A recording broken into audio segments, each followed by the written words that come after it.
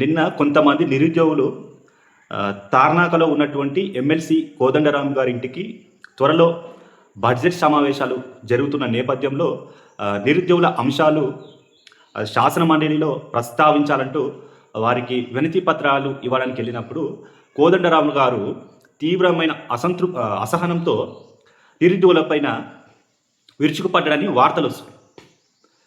ఆయన ఏమన్నాడంటే, మీరు నా ఇంటికి ఎందుకు వస్తారు, నాకెందుకు వినతి పత్రాలు తెస్తారు, మా ఇంటి దగ్గర మీ నినాదాలు ఎందుకు చేస్తున్నారు, పోయి రేవంత్ రెడ్డిని అడుక్కోండి, సీఎం ఇంటికి పోయి మా ఇంటికి ఎందుకు వస్తున్నారు, నేను ఎమ్మెల్సీ కావడానికి మీరేమైనా కారణమైదా, నేను ఎమ్మెల్సీ అయ్యేటప్పుడు మీ దగ్గరికి ఏమైనా వచ్చి ఓట్లు అడుక్కున్నానా, మీరు నా దగ్గరికి ఎందుకు వస్తారు అని మాట్లాడుతున్నాడట.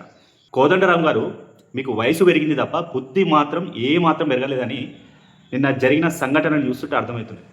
ఎందుకు ఈ మాట అనాల్సి వస్తుంది అనంటే, రాష్ట్ర ప్రభుత్వంలో ఒక శాసన మండలిలో ప్రాతినిధ్యం వహిస్తున్న నువ్వు రాష్ట్రంలో ప్రజలు పడుతున్న ఇబ్బందులన్నిటికీ బాధ్యులవుతారు.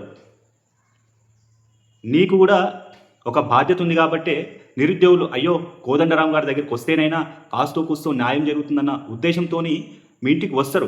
వచ్చినప్పుడు మీరు గౌరవంగా వారిని ఆహ్వానించి వారి సమస్యలు వినాలి తప్ప వారిపైన అసహనాన్ని వెలుబుచ్చడం ఏమాత్రం కరెక్ట్ కాదు. వాస్తవానికి నిరుద్యోగులకు సంబంధించిన అంశాలు చాలా ఉన్నాయి. ఈ ప్రభుత్వం అధికారంలోకి వచ్చే ముందు దాదాపు నిరుద్యోగులకు ఒక సంవత్సరంలోనే 2 లక్షల ఉద్యోగాలు భర్తీ చేస్తామని హామీ ఇచ్చి ప్రభుత్వంలోకి వచ్చింది. అంతేకాకుండా యూత్ డిక్లరేషన్ కూడా ప్రకటించింది. దాంతోపాటు ప్రతి సంవత్సరం నిరుద్యోగులకు సంబంధించి ఉద్యోగాల అవకాశాల కోసం జాబ్ క్యాలెండర్ని కూడా ప్రకటిస్తామని హామీ ఇచ్చింది. అదేవిధంగా నిరుద్యోగ యువకులకు నెలకు 3,000 రూపాయల నిరుద్యోగ భృతి ఇస్తామంటూ హామీలు ఇచ్చి ఇప్పుడున్న ప్రభుత్వం కాంగ్రెస్ పార్టీ అధికారంలోకి వచ్చింది. వీటన్నిటిపైన ప్రస్తావించాల్సిన అవసరం, ఆవశ్యకత, బాధ్యత నీ మీద ఉన్నది కాబట్టి నీ ఇంటికి వచ్చారు.